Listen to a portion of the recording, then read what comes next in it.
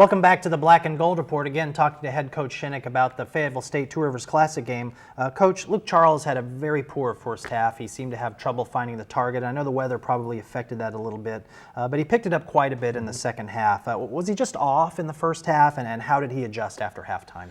Well, I think he was off, and I think the weather affected him a little bit. I think that delay affected him a little bit. You know, we came out and drove down the field and got a field goal, and we felt good about that. And then we go in and we have the delay, and we go down and score, and then it's like our offense, became non-existent there. And Luke's obviously a huge part of what we're doing. If he's not in rhythm and if he's not in step, we're going to have some issues. And so we had to really fight through that. 15 for 33. I don't know that if he's ever had, that bad a game as a starter for us. So he was able to find some rhythm in the second half, and that's really what we were looking for. But he just did some things that are very uncharacteristic of him. I'm hoping it's the weather, and this week looking to correct some of those issues. Excuse me. You and I talk about penalties all the time, and Fayetteville State had a lot of very costly penalties in this game. They kept a number of your drives alive, killed a couple of theirs with very uncharacteristic penalties, unsportsmanlike conducts, personal fouls, and the like. How much of a difference did those penalties make? Well, they were huge because they were big pluses for us.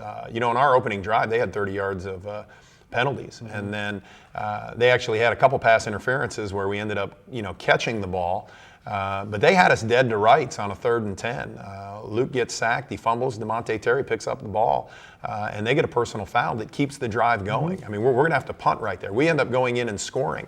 We've played Fayetteville State for 4 years. We've been fortunate enough to beat them all 4 years, but we've never had any issues like that. So I think it was just, the emotion of the game, the contest, everything taking place. It was just, different than we've ever experienced with them. All right, Coach. Well, let's move on and talk about a team who you're playing next week who you haven't quite had the luck against as with Fayetteville State, and that's the Winged Bulldogs.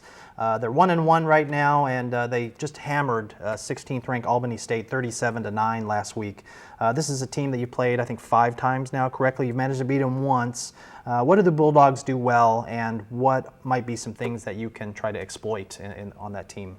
Well, one of the things they do well is they're very well coached, and every year we've played them. The first year they really took it to us, and then after that, every game's been close. And so they do a good job of taking a look at what you do on offense, what you do on defense, and coming up with a very good plan for it. As we prepare for them, we've really got to be very sound on both sides of the ball. They can attack you where your weaknesses are. They do a good job, like I say, coaching, studying your film. So as we're preparing to play Wingate, we know that we've got to have our best game plan in place, and we've got to have our best execution in order to come out with a victory. And that falls into my next question. You mentioned in your post-game conference that the Braves have given up 7 points to the opponents. For all practical purposes, you handed it to them as a result of turnovers. Is Wingate a team that can make you pay if you do something like that? Oh, yeah, it'll be worse. I mean, we were fortunate enough to be able to spot Fayetteville State 7. We gave them the ball on the 20, and a guy scooped it up and ran for a touchdown, really to get them back in the game. We were fortunate enough to answer with a scoring drive after that.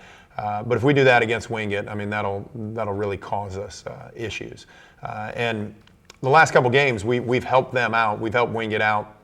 They've beaten us by a close margin. They beat us in overtime last year, but we've helped them out by turning the ball over and not executing the way I think we're capable of. All right, Coach, we've got about 30 seconds left. I wanted you to comment real quickly on Wingate's quarterback, Robbie Nallenweg.